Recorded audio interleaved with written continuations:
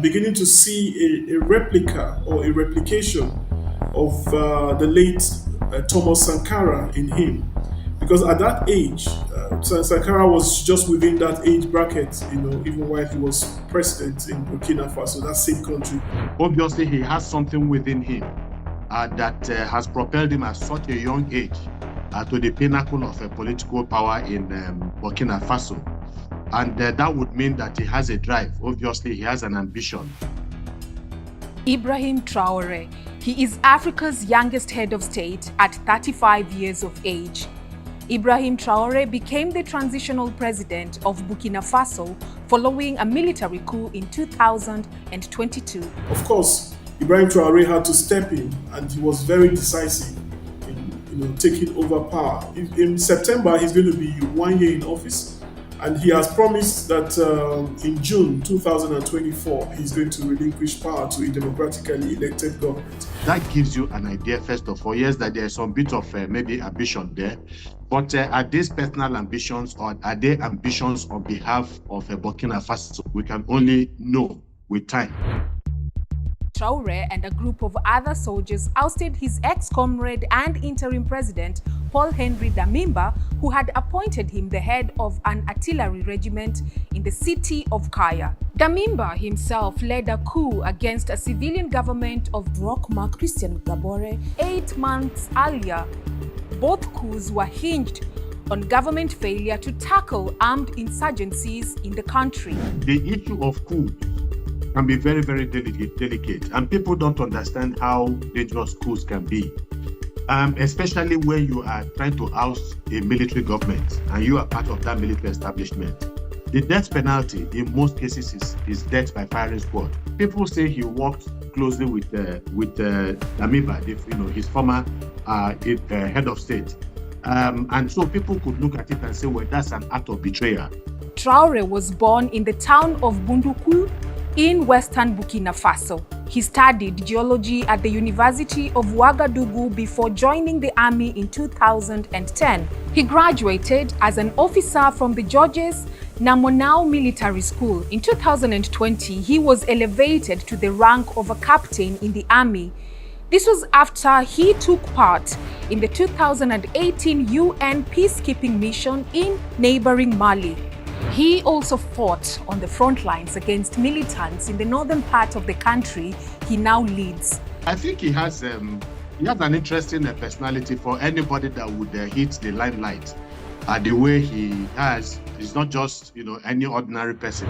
Burkina Faso has witnessed political instability and armed insurgencies for years, contributing to the insecurity across the Sahel since 2015. The French army operated in the country since 2018 in attempts to tackle armed groups behind the violence. But in February 2023, the French troops were forced to end operations in Burkina Faso on claims that their military presence had not improved the security situation in the country. Traore's takeover in 2022 came during a time when Russia's influence in French-speaking African countries seemed to be growing.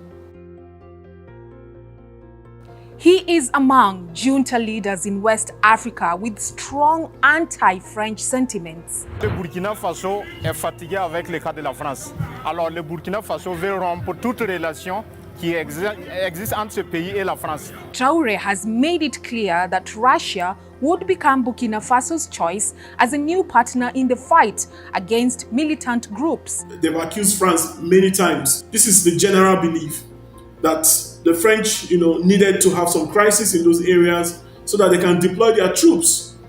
And this was what gave rise to the G5 Sahel, and they were all, French countries. You had Chad, you had Niger, you had Burkina Faso, you had Mali, making up the G5. Just like President Traore, leaders of Mali, Guinea, and most recently Niger have all come to power through military coups. Some of these countries, these military, juntas will remain in power. But will they be able to do those things that they complained about that led to their taking over, political power in their countries?